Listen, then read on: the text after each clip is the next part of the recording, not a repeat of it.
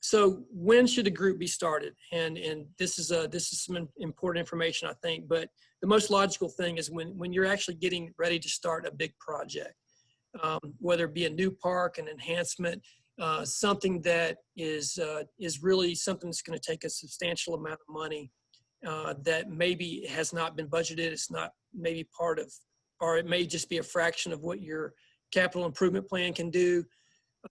This might be a good time to do that, because what we found is that, and I know Beth can tell you the same thing, is that when you have a group of people who have a definite goal of something to achieve, they are much more excited, much more motivated to get busy and do something.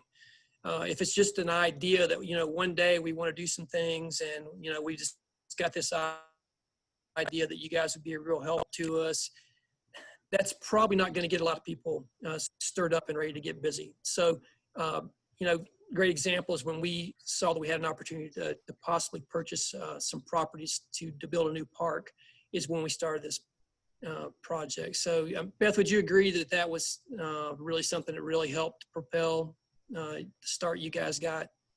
Oh, definitely so. If it wasn't for the 300-acre park and trying to acquire that land, I don't know that we would have started at all. I mean, so that is our driving force. That's why we started. And, we weren't opposed to doing other things to help the rec, but that's the main thing that got us going. Absolutely. Also, in your city, in your town, you may already have some other volunteer groups that have been established. Some of those groups might be very active and very successful, and as with a lot of organizations or volunteer groups, sometimes they're struggling. They're kind of fledgling along and not really organized. Sometimes, and it can be a good idea to get those groups together and say, can we look at a greater, big goal that we can kind of work together on, that will accomplish some of the things that you want to do, will accomplish some of the things that we want to do, and bring those groups together, because you can definitely have more strength when you have more people working together for a common cause, rather than having a lot of different, groups that have a specific interest that maybe aren't really getting a lot of traction. So sometimes you may have groups that may want to come together and help do that. So how do you start a group? How do you start a friends group? And that's why some of you even joined this group today. Number one, and Beth, I'm going to let you talk about this, because you're the one, after I threw the idea out to you, you kind of took it and ran with it. I can put all these points down, or I can put them one at a time if you want to prefer to. All points will be great. Okay. Yeah, so once we decided that we were going to start a friends group, or I was going to start a friends group, I went to research, what does it really mean to have a friends group? So the first thing I did was look at groups that I wanted to be like. What did I want Friends of the Valdese Rec to be? And I just started calling people. It's amazing. I don't know if it's North Carolina or what, but everybody was very willing to talk to me and offer me some guidance. I talked to Kate Dixon with the Mountains to Sea Trail. I thought that would be an amazing group, that they are friends, they have memberships, they have volunteer opportunities, and got some great suggestions from her. The Elkin Valley Trails Association, they are just like, I continue to worship them today with everything they get done. So I talked to their director on what can I do right? What steps do I need to take? So I got a kind of picture of what I wanted us to be. And then it was like, where do I get board members? For this event, since we were going for the Valdese Lakeside Park property, and that was our driving force, those board members came from other people in the community who wanted to see that project happen, that wanted the town to complete purchasing the 300 acres. So it was kind of surprising. I'll just say it wasn't easy. I didn't have 20 people coming and saying, let's do this. I had 5 strong people, and we needed 7 for a board. And I just kept talking to others that said, don't you want this purchase to happen? Don't you want to have this park in Valdese? So that was our initial board, were people who were interested in the Valdese Lakeside Park project. Now that that's been going on 5 years, we've and board members have moved on, we've started to make sure we have areas of interest covered, that we have somebody that's into mountain biking, that we have someone in road biking, we have a senior citizen who's interested in the senior events. So as we've gone on, we've learned to adapt that this isn't just about Lakeside Park. This is about reaching all areas of the recreation department. I also want to suggest that you start out slow. I'm an electrical engineer. I'm not an accountant and I'm not a lawyer. So I wasn't sure right away if we wanted to jump in to be a 501c3, and we didn't really have any money. So we just started with memberships, and it's $10 for an individual and $25 for a family. And that gave us a little seed money, and nobody was bent out of shape if they're going to get a deduction for $10 or $25. So that's how we started out. It's just a membership group, just like a PTO. Well, I know some of those are incorporated, but we were just a little small group with a board and bylaws.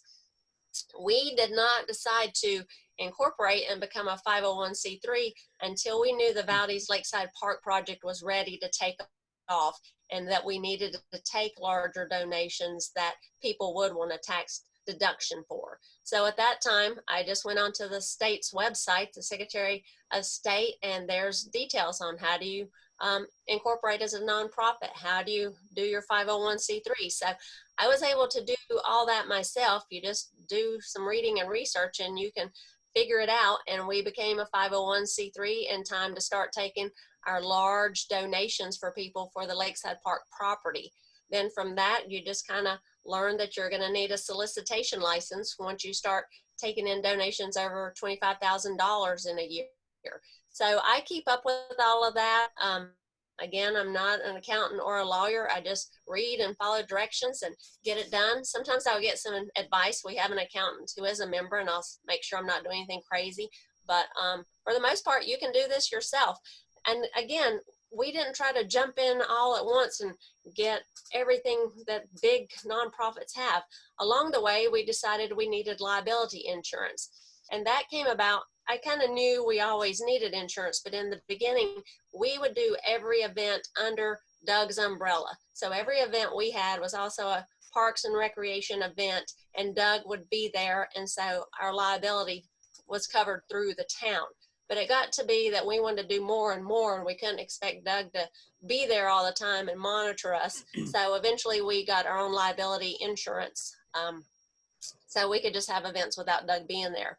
We've never got the D&O liability insurance. I feel right now we're covered by being incorporated, but if we got a lot bigger, you know, that's something we may look into. Yeah. So those are just things to talk. Yeah, go ahead. I was going to say, let me just jump in there. Obviously, Beth and I do not want to act as advisors of what type of insurance you may need or those types of things. Obviously, I mean, I'm saying something that all of you know, but talk to your town attorney, your city attorney, and find out what he would recommend for your community. So, you know, don't take what we're saying as, you know, that's how they do it and it must be great. I mean, it works for us, and, you know, we got clearance to do that in our town, but hopefully you will all make sure that you follow those procedures before you move on. Don't use us as necessarily as advisors for that, but that's what's worked well for us. Right. And I will say one more suggestion on the Okay. 501c3 is you do not have to start your own. There's an organization in Charlotte called Partners for Parks, which support Mecklenburg County parks, and they're willing for other little park groups to be under them, and they would be the 501c3, and you could take tax deductible donations. But then the problem is they're writing their checks to Partners for Parks. Oh, they also help Cabarrus as well. A great organization, and they were super nice to me and talked things through. But in the end, like when we were ready, we wanted to be our own 501c3. So we just kind of waited until the time was right. So don't think you have to do everything by yourself. If there's another Rails to Trails type organization, some people even say you can go to your church, but I think that really complicates things. But again, just always be looking for partnerships and help. Absolutely.